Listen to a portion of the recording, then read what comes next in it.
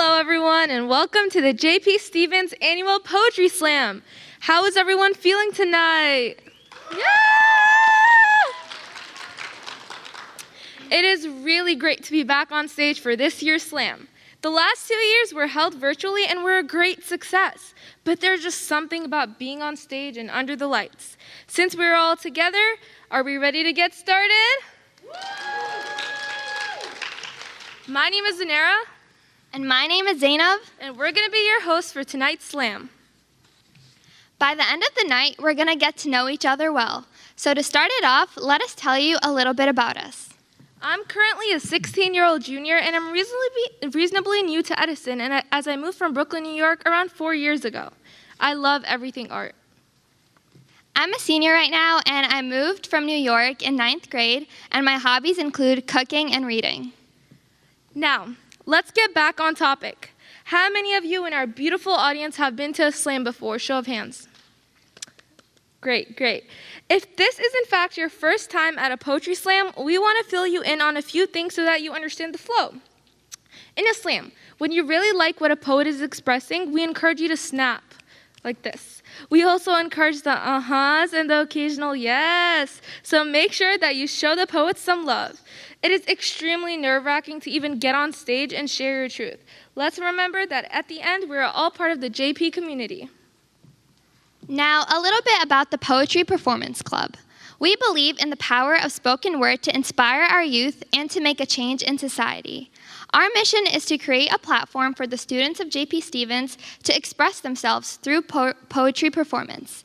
Our theme this year is resilience. We encouraged our poets to cover topics, moments, scenarios, or stories that showcase resiliency. After 2 years of online learning, I think our poets know a little bit about the topic.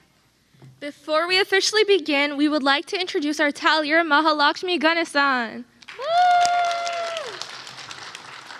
Good evening. I am this year's tallier. I'm a junior at JP, and I'm passionate about dancing and anything art. I'm going to tell you a little bit about how the poets are going to be evaluated. The poets are going to be judged using a rubric which will help the judges score their performance and their poem.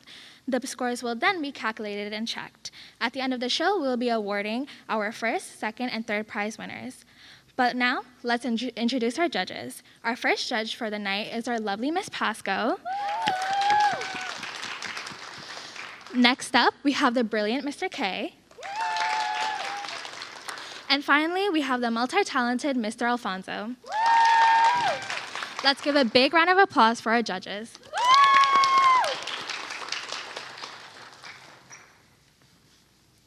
Thank you, Mahalakshmi. Now that we're all on the same page, let's get this show started. Please turn off your cell phones, sit back, and get excited.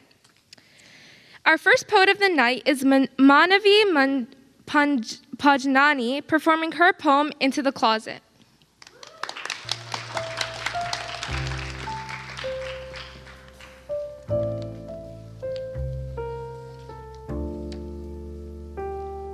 Into the Closet by Manavi Panjnani.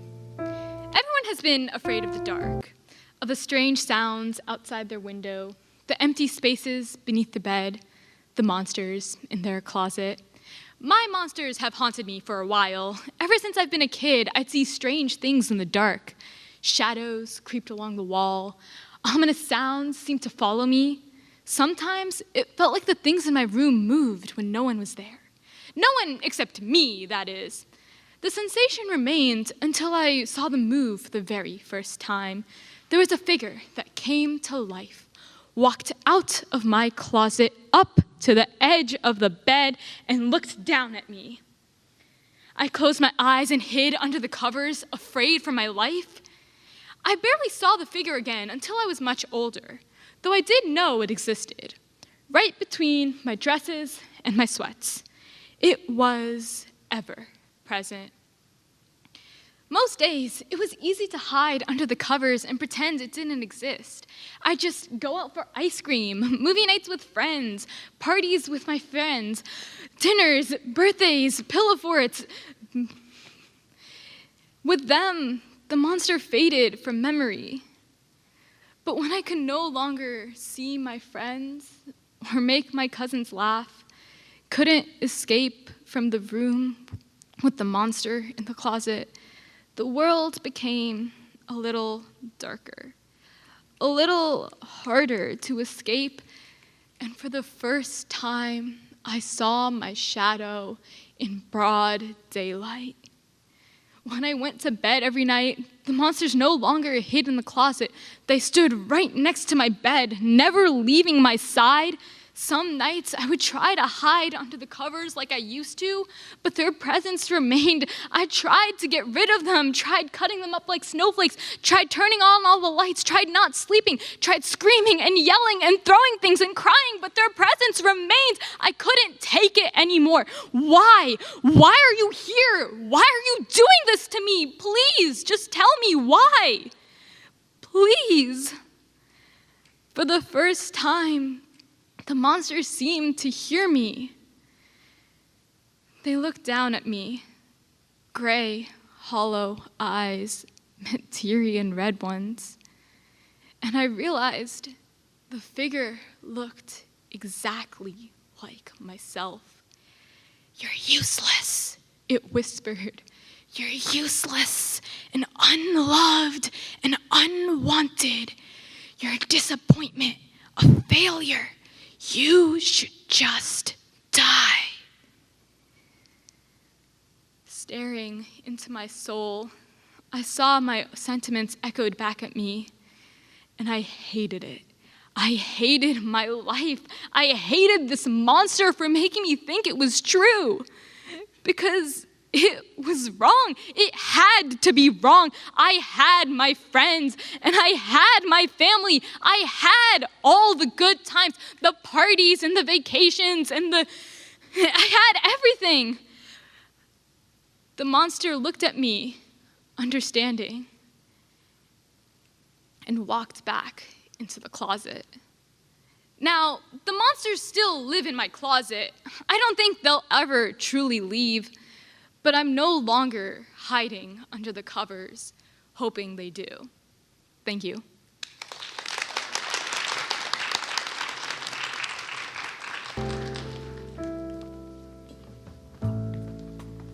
What an emotional poem that sent chills down my spine. It was so touching, an amazing storyline.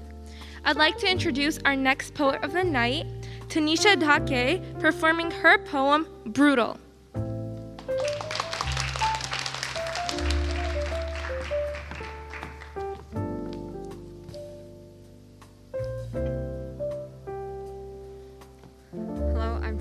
And this is Brutal. These are the average kids trying to stand up, stand out, shout out loud, trying to find the grout to fix the gaps in the tiles of our lives. There's constant taps on the door. We're floored. Open up potential. We're here and the sun's rising and we're shining. But if everyone's outstanding, no one stands out. Run as the sun rises and leaves for the stars to take its place, stumbling in the dark, fumbling, reliving moments of glory for years to follow, since only pain come later. Can't allow this. Now to tell you the story of a girl. Once loved herself, soon fell out, others' words just cut it out, didn't have the guts to say, I need to leave. Suffering, brutally, staying, saying, I'm fine. A lie. Now to tell you more, they lost everything in a fire. They're tired. Stop. They're fighting to stay where they call home, but the law doesn't think that way anymore. Stop. Can't forgive the person who told you they'd be better off with you dead or gone. Stop. A brutal reality to face, stress pressing on our shoulders, immensely difficult boulders. Stop. Love, hurt, joy, hate, heartbreak. High stakes we're playing for, but we have to go on. Everyone trudges on, bending but not breaking, coughing but not choking, always trying to move forth and on. Taking every step, not sure if it's right, it feels a little wrong, but it's the only place strong enough to hold us up, and we have to keep going. That's what life is, a total car trashed on the highway. Life is strange and twisting, turning ways. Snakes slithering in a million ways, us stuck in the smoke's haze as days go by, dazed by the dazzling lights, phased by it's just a phase, growing pains we never go out of. Keep the past in your eyes and your sights on the future, so you'll never lose who you are. But we're lost now, and we have lost. Or maybe we're just in the process of losing, still going, rowing upstream against this current which keeps on flowing, threatening to take us under, but we keep swimming. One day it'll be better. But that someday is going to be in forever. And it wasn't yesterday, and it might not be tomorrow. Today's what we've got. One shot. But till we change it, this is it. Thank you.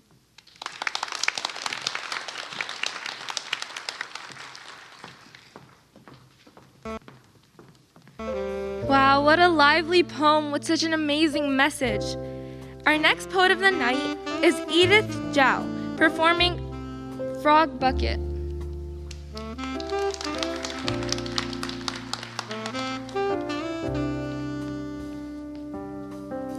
Frog bucket. Plop, a frog falls into a bucket. A sigh of relief unclenches my chest as I tuck it under my arm, stand up, and breathe in the whist and the mist on this side of the highway. Dark as midnight, damp in the air, so much so it jewels and beads on my hair, donned in clunky rain boots that squeak with each step. A crown of light casts a ray from my head. Drizzles are perfect small whispers that caress your face and your skin, and perfect small whispers for life to exist in. It's wet and it's black, but with each precious find I found, I don't mind. No, I don't mind.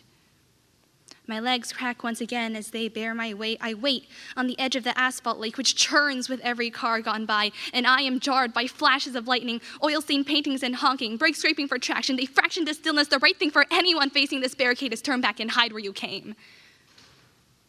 But not them. The frogs. Awakened from their winter slumber, they cross this risky road, and I wonder, does the thunder not warn them? Does the lightning not alarm them? Do they not see the wheels and the steel that could harm them?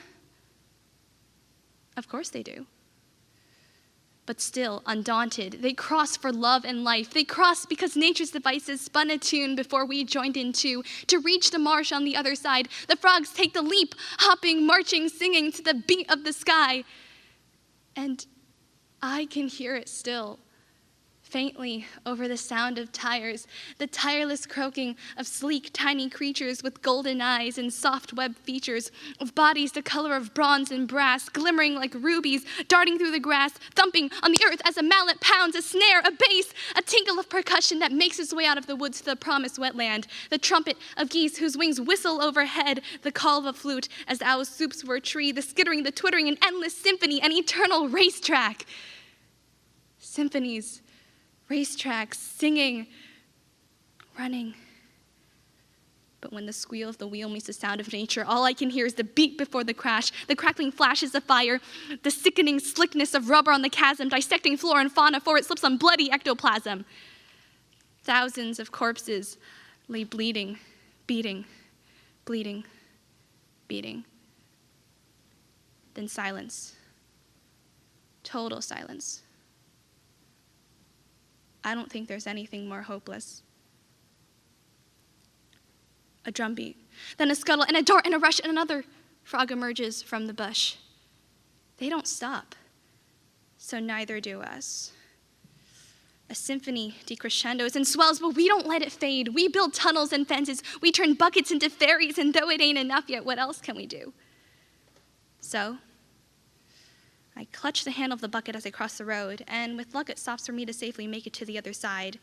I set the ferry down for disembarkment and let loose the life inside. And suddenly, the world is sound.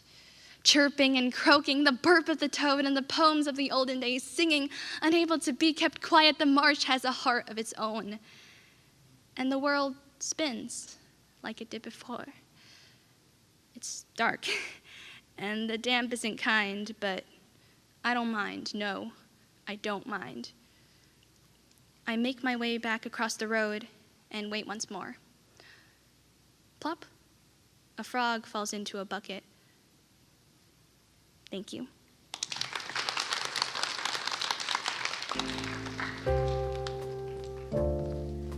such great build of momentum throughout the poem and a beautiful ending. Next up, we have Emily Hushi with her poem, Story of Vase.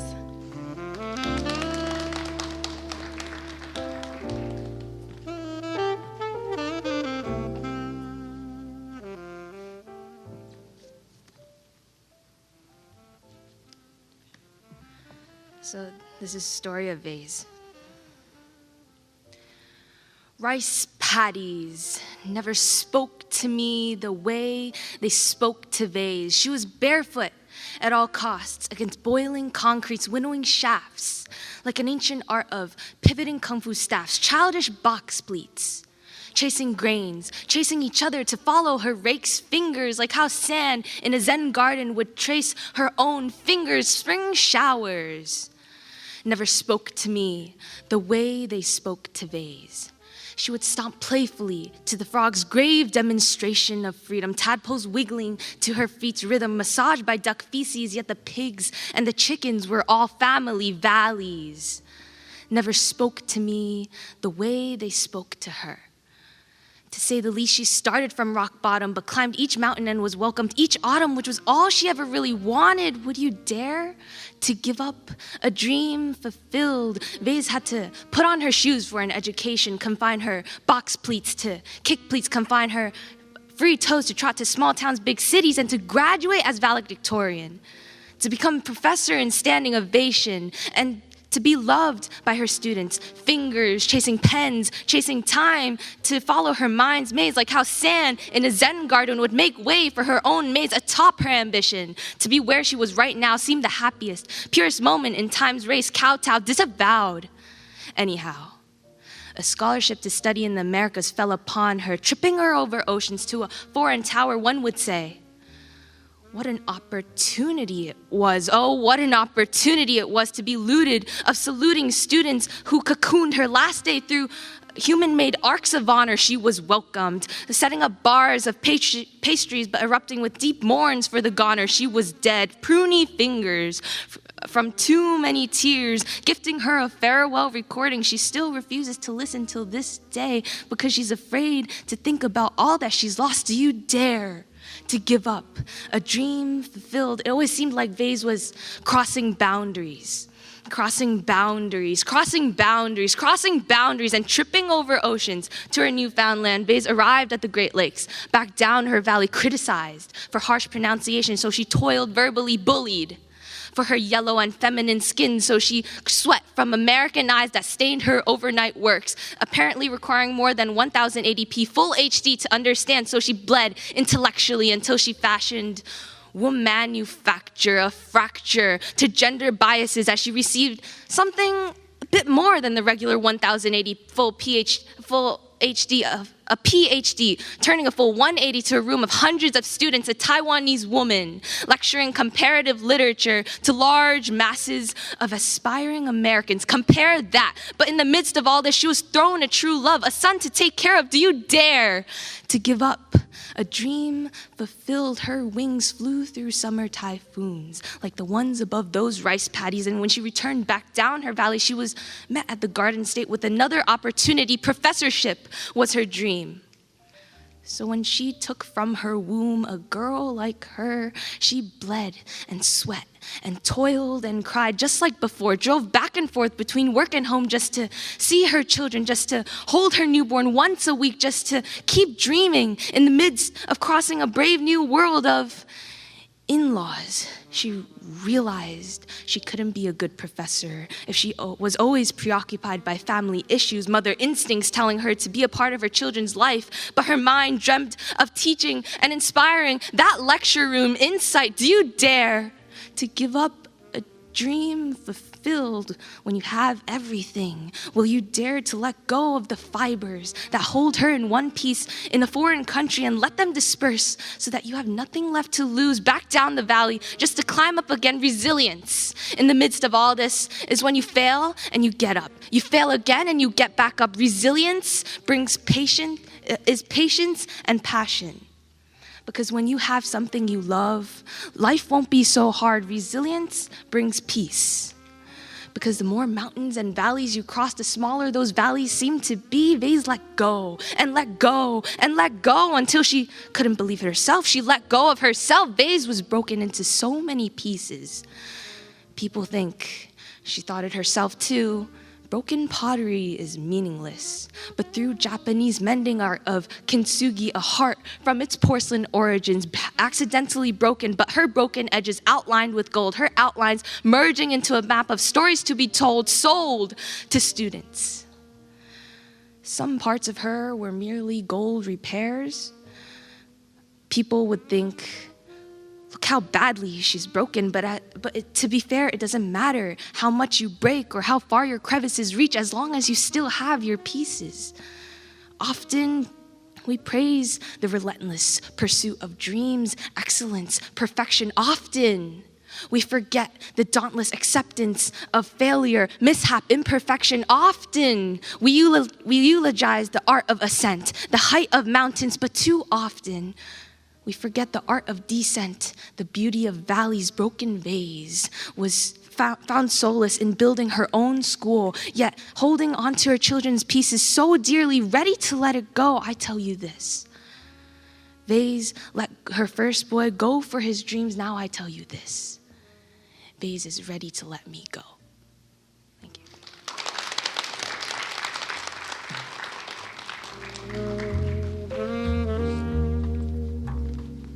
What a stunning performance of a heartfelt poem, such great deep meaning. Finally, we have Varsha Senthil performing her poem, Resilience.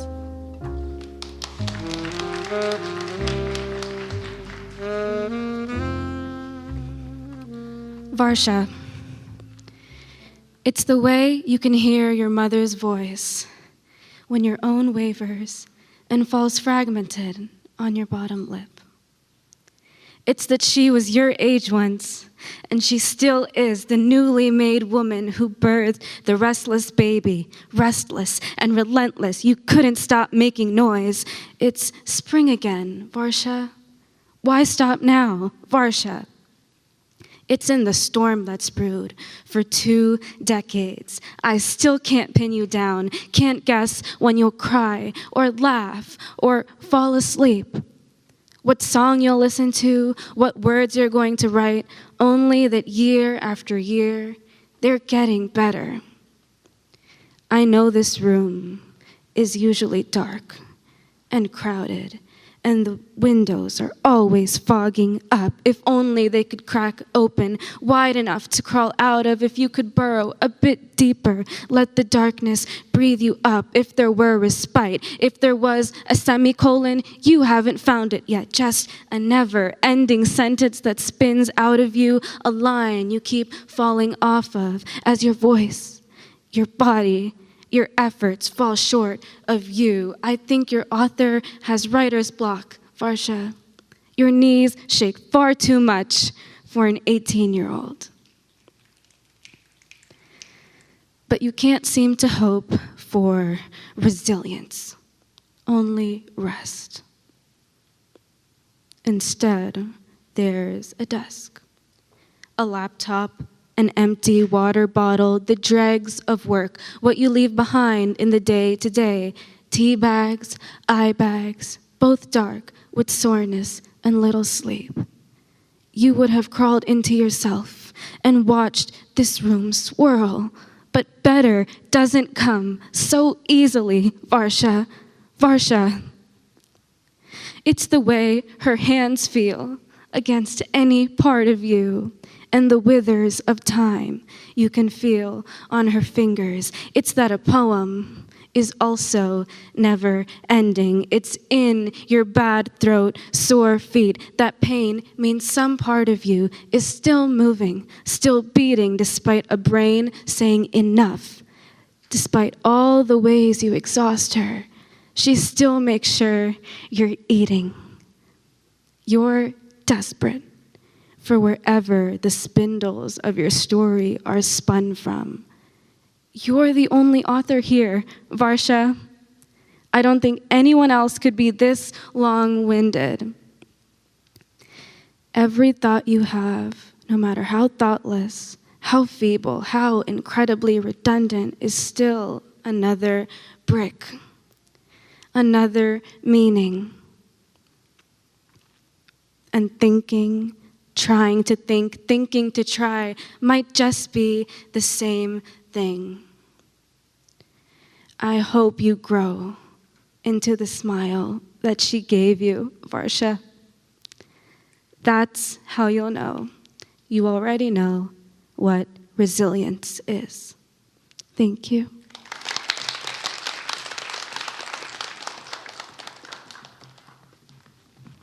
Thank you for sharing such a beautiful, emotional, personal story. That was amazing to watch.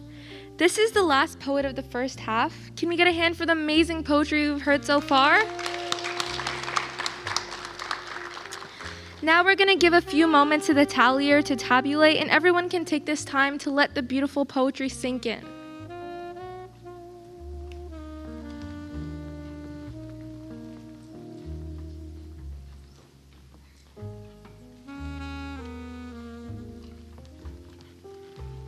Well, now let's get ready for the second half of our show. To get things going again, we have Annika Santanum performing her piece, One More.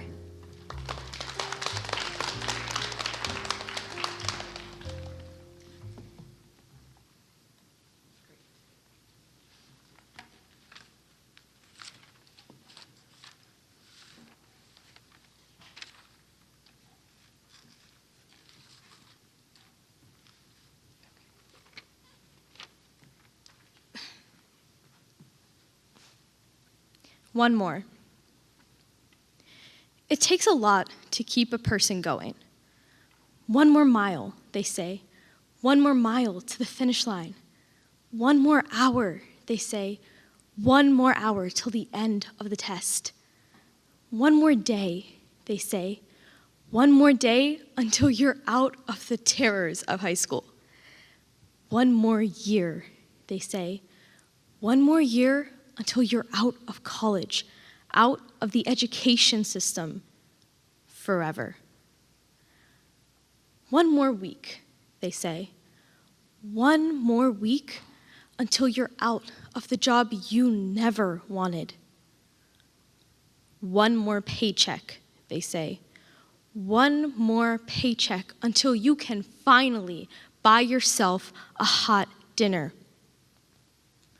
One more bill, they say.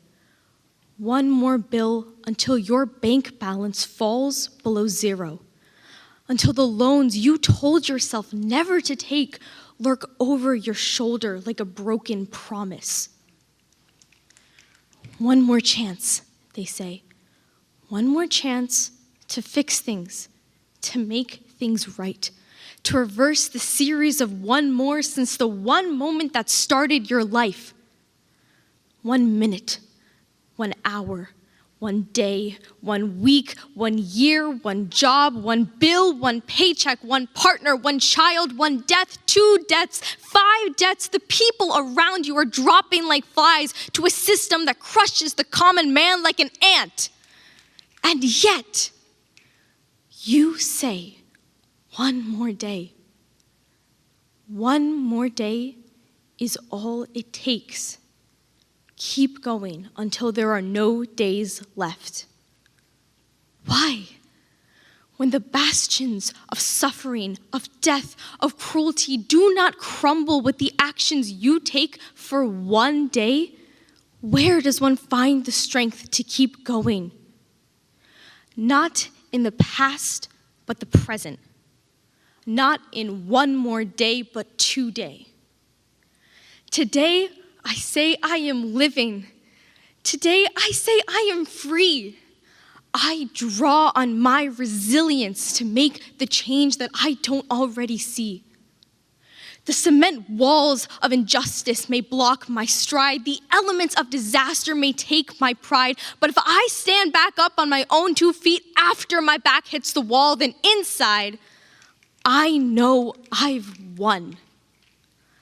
I run the last mile to finish what I started. I pushed through that last hour to succeed in my test. I finished high school with grace to move on to the next chapter of my life. I finished college with enthusiasm to move on to bigger things. I persevere through the jobs I hate to get to the ones I love. I pay each paycheck to live the life I want. I pay each bill to survive in a world that tries to bring me down. I live through the suffering and debts and cruelty to ensure that when my turn arrives to face the darkness, the reaper of joy and the ousting of light, I will not be put down. I will get back up. I will keep trying for one more day. Thank you.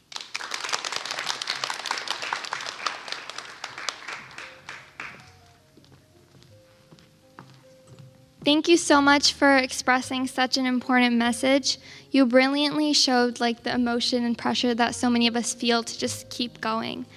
Next, we have Prisha Sharma performing her piece, What You Promised.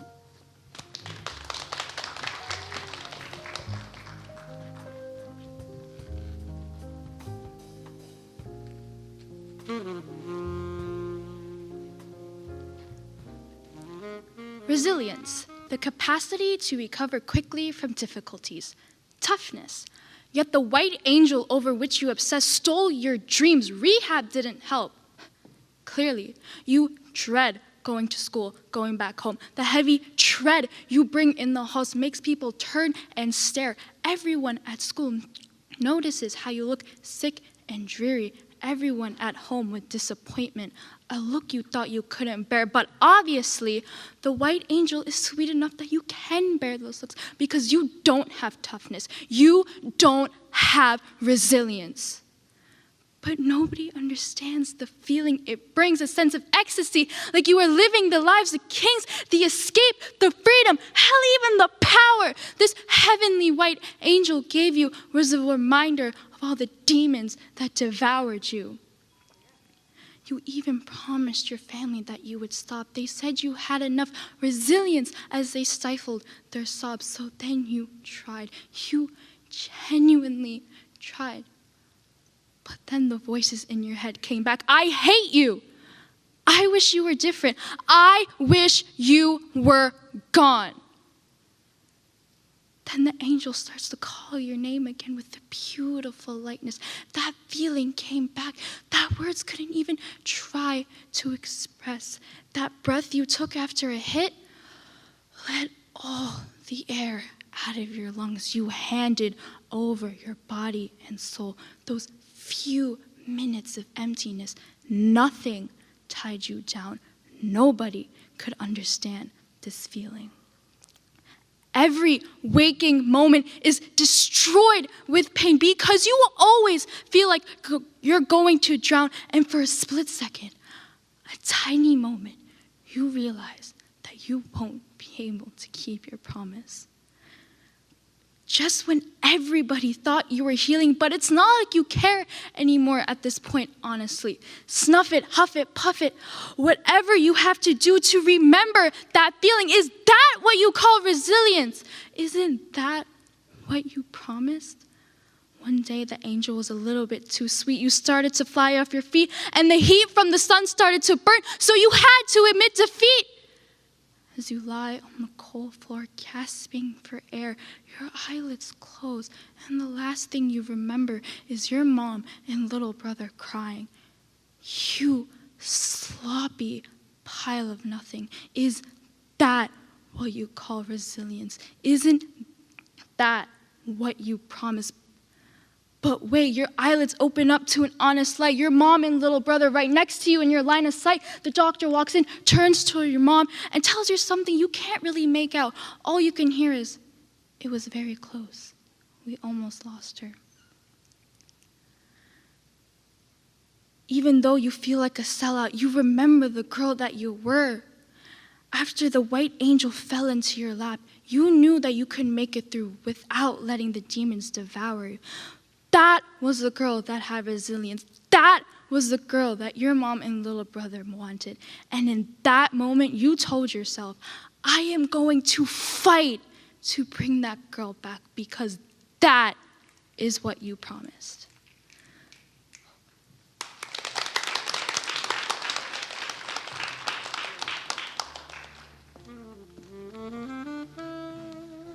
Thank you so much, Prisha. I love how you changed your tone and inflections and the hand gestures you used. Our next poet is Saldave Jesusa Weaver, performing her piece, The Sun.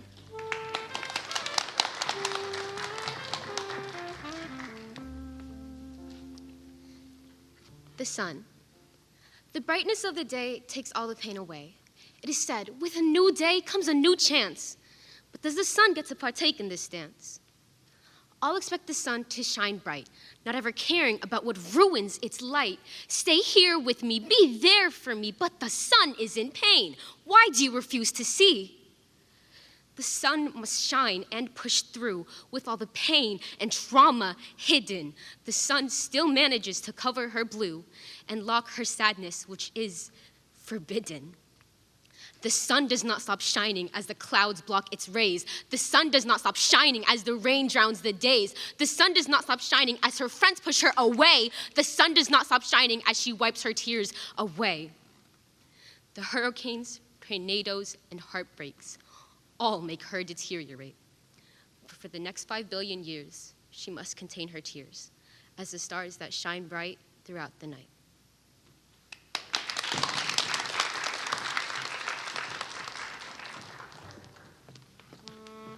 Thank you so much, Saldave. The repetition and how you built the intensity was extraordinary.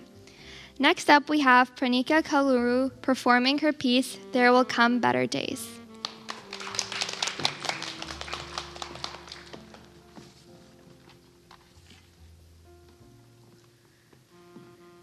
God, it's like you can't take a joke. It's like you're so sensitive to everything, she snorted. I could hear whispers in the back. I laid eyes at the figure posed in front of me. Suddenly trembling, every vein is ready to burst. Crap, I'm back again, aren't I? But the weather has been calm lately after a storm has risen and passed. It's been unsturdy, reminding me of what was perishable. Despite what others might say, my shield seems big, but what if I said it can't take much hit in neither combat, battle, nor war? It cannot break, and it cannot break, shatter, splinter in the eyes of those who are witness. A few jokes, a couple rumors, who cares? The mighty shield, it isn't big, nor do I wield a sword. It is wrapped with the love provided by companionship. Within the center lays an iron-wrapped pearl, reassurance. The protection it gave hardly provided me with much doubt, paranoia, nor apprehension. The shield. It filled my home with books, love, and hope. However, the mighty shield seems to be losing its power. It no longer bears the power to defend me from these paradox insecurities. It no longer bears the power to defend me from these atrocious words. It no longer bears the power to defend me from my self-centered, egoistical mind. The storm consistently jabs at the eye of the pearl. You're gonna end up alone. No one will ever love you. Confrontation. I find myself antagonizing me as the villain. Despite this, I choose to stay soft. I choose to stay soft, and for once to not let myself turn into the person I am not. I laid eyes at the figure posed in front of me, but this time there were two. A rocky and a smooth, more comfortable road. The truth is, I took the more comfortable road, to stay soft, to ignore the whispers, the rumors, the judgment, not wanting to fight back. But why? Why would I do this to myself? To stand up for what I know is my worth? To this I simply answer, I'm not ready. I'm not prepared. And I think that's okay.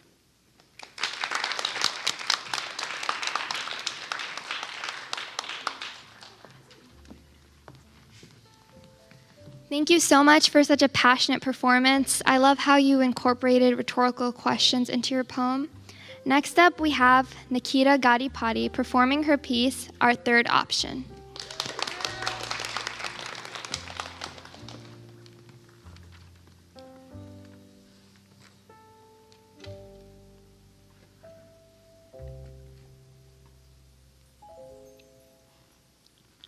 Our third option. Once we want to give up, it's all that we think about. The dark, gloomy thoughts that roam around our head like lions roaming through fields, waiting, ready to pounce on their prey, ready to devour their prey. We are the prey. The world is our lion, our predator, the thing that we wish to run from, but has such a strong grasp on us, attacking us no matter what. We can't run, we can't hide, we're only judged. The grasp so strong, no breath escapes our hushed lips. We are told to be quiet, to watch as we are attacked, to stay silent, to change, to mirror their wishes. We struggle to last in this broken world. One that wishes to change us and take away from who we are, what we are, forces us to morph into someone else, someone that isn't us. We get two options. We can either suffer or obey. Suffer like hell, suffer through discrimination, suffer through our world. The same world that brought us in, the same world that took us in for who we are, is now the same world that's telling us to change. But isn't that a lie? The world never took us in for who we are. It was always like this, wasn't it?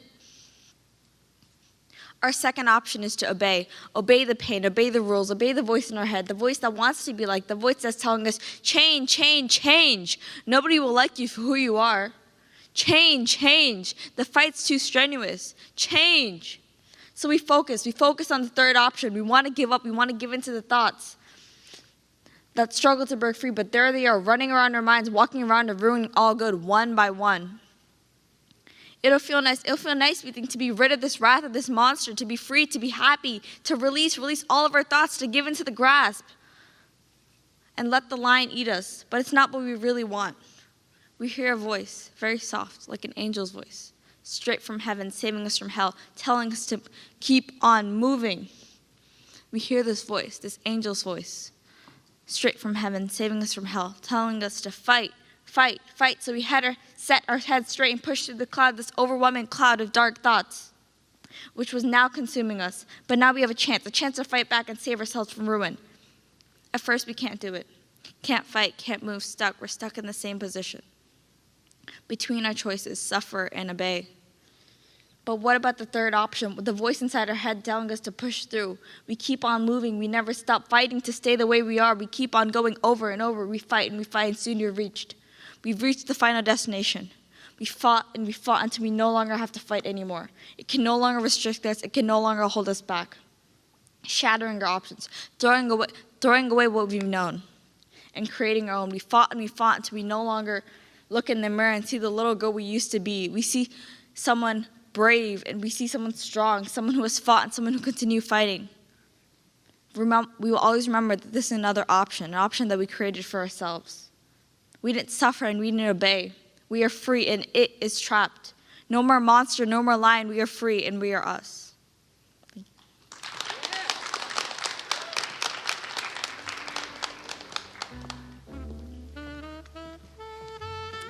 Wow, what a symbolic and realistic poem. Thank you for expressing the internal conflict so many of us feel.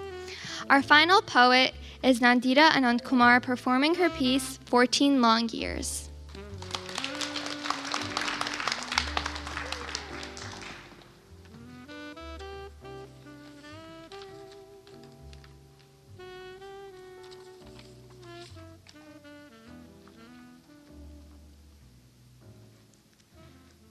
Long years.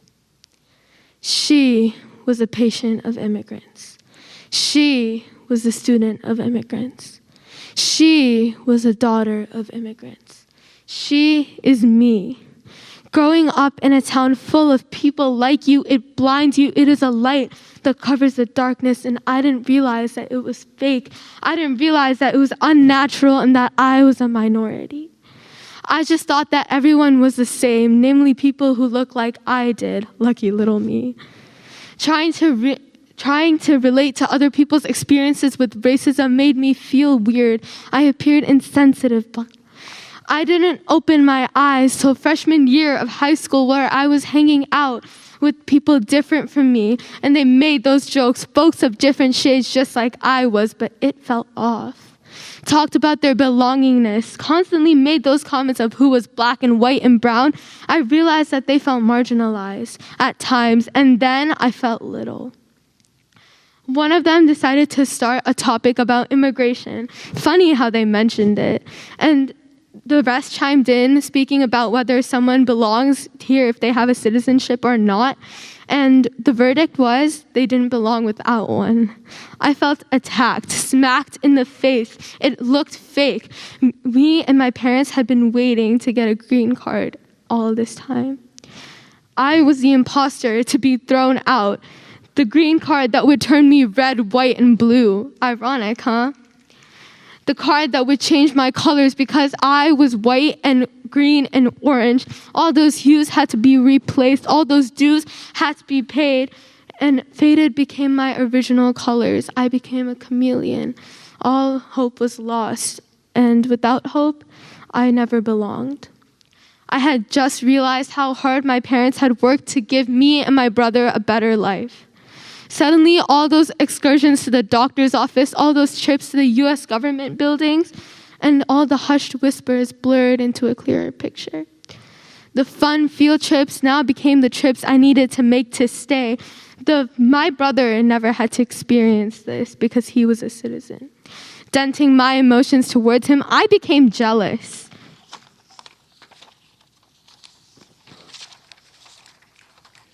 I didn't get to skip school because it was a fun excuse.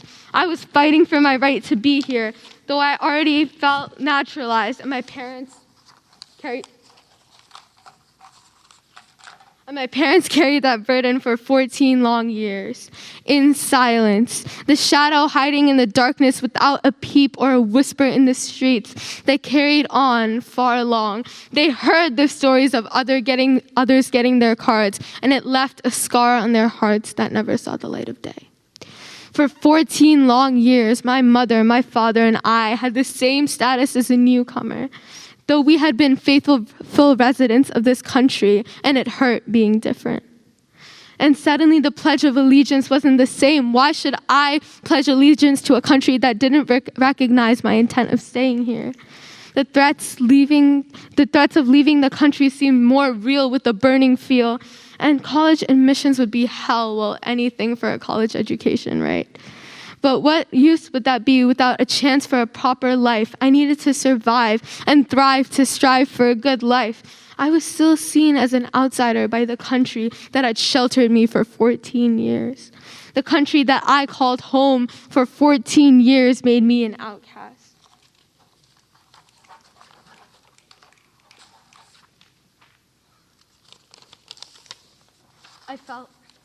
I felt little. One of them just...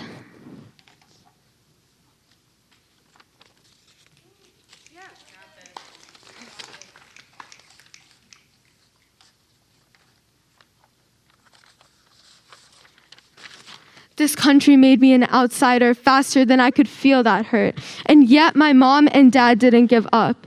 They were hopeful, not full with what was given to them. They were hungry. The fruits given to them insufficient. The scent of a better chance for stability and a better life. They checked every single day and every opportunity to say, good things take time.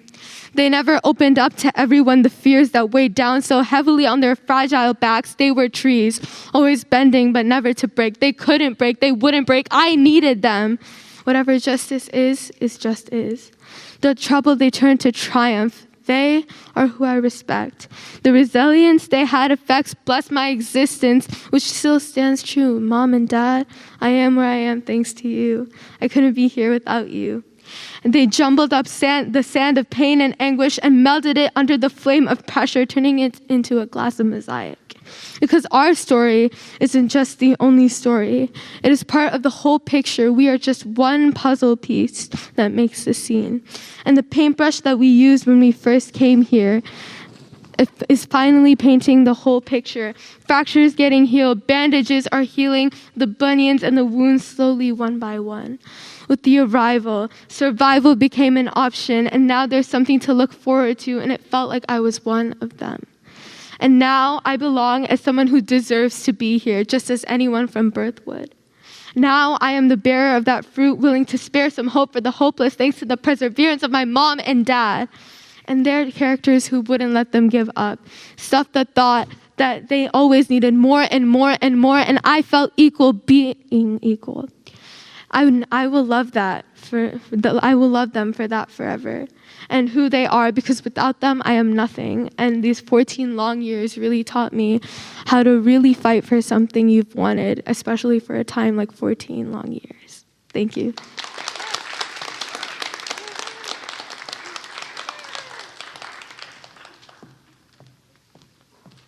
Thank you so much for expressing such a raw, personal story. What an incredible performance. Wow, what an amazing night. Now that all of our incredible poets have performed, we're going to give our judges and student volunteers some time to calculate the scores. In the meantime, we would like to bring your attention to the poem on the screen. It's called Dear Future Generations, Sorry.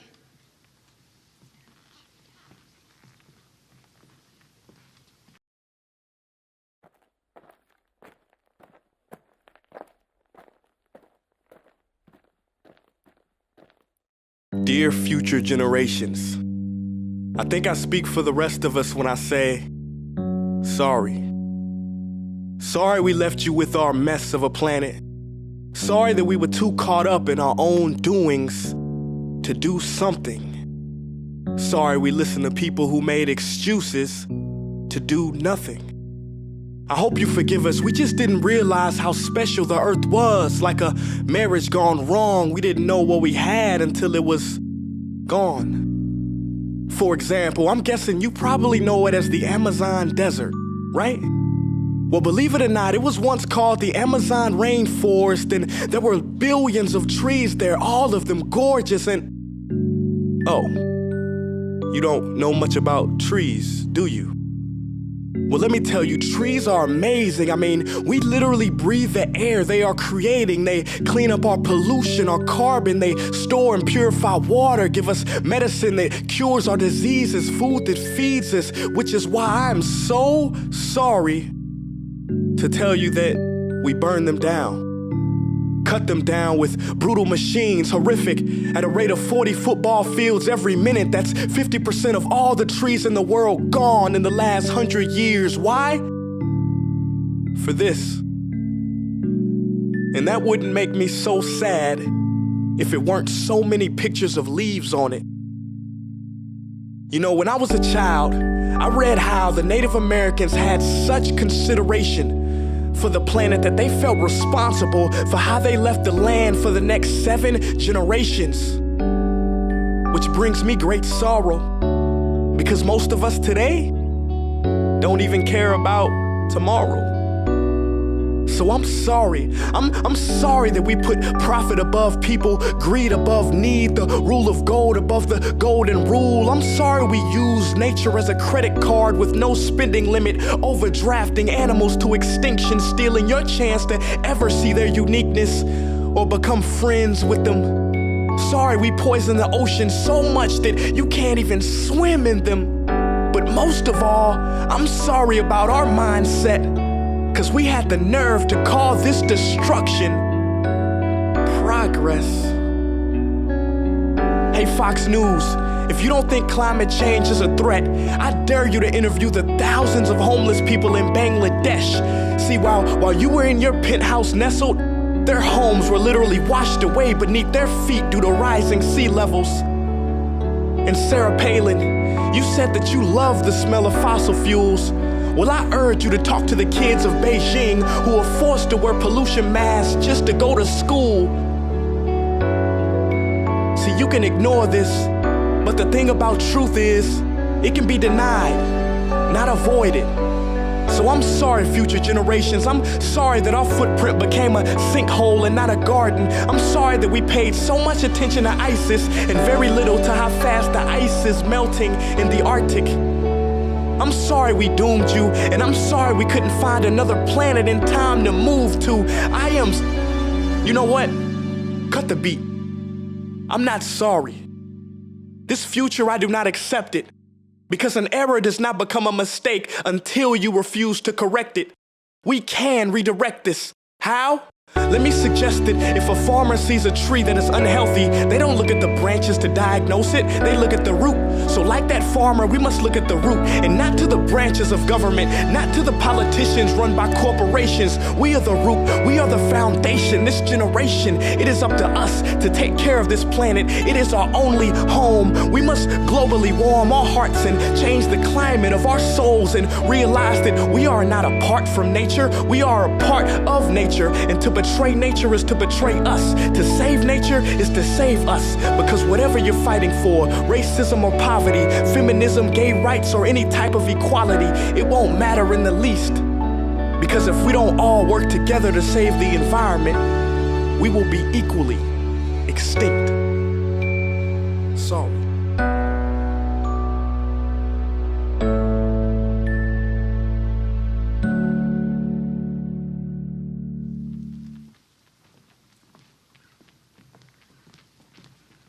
And now the results are in. We'd like to invite all our poets to step forward. Before we announce the winners, Miss Durso, the Poetry Performance Club advisor, would like to say a few words. Please give her a warm welcome. Hello, everyone. Thank you guys so much for coming. It's so exciting that we get to do this back in person. We really did well with it online, but there's just something about being on stage. So thank you guys so much for coming out and supporting your poets. I'd like to just take some time. First of all, can we please give it up for all of these amazing poets? Yes.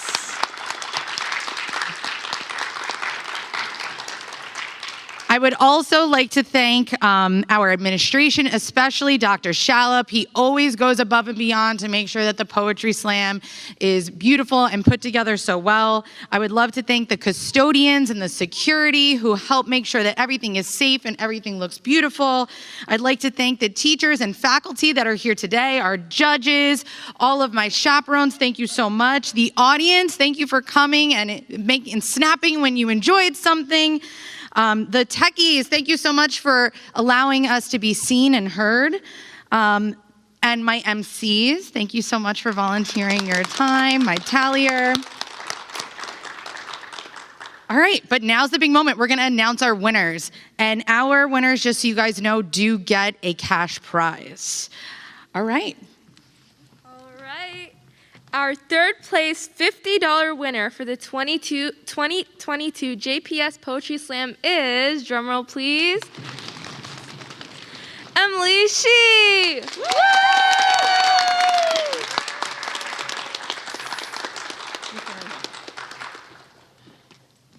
Our second place winner for $100 for the 2022 JPS Poetry Slam is, drumroll, Edith Dow.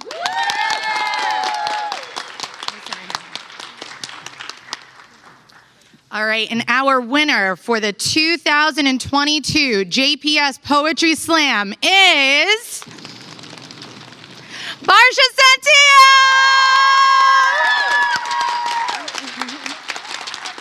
She also wins $150.